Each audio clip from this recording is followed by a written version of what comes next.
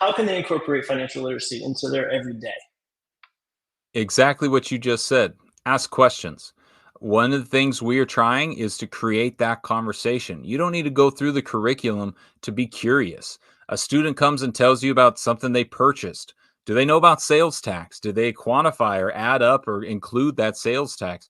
They start talking to you about things that they want to buy or ways they want to make money or open a bank account. What are questions they should ask their banker? Continue to be curious.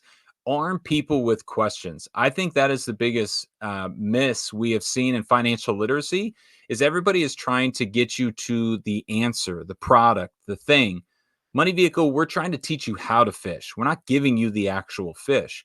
So if I am a teacher and I'm trying to look around my world, I drove here on roads. Do we know taxes go towards supporting roads? I am a public educator. My salary is paid by taxes. Can we get a positive connection and why we change it from taxes to your society choice? But as you look at a student's conversation and the student's statements, one of the biggest ones I've heard over the last few years is, I'm putting all my money into Robinhood. Robinhood's an amazing tool. It's opened up doors and investment to a lot of people. But I can give you about 84 questions based on that statement alone that is going to create a conversation.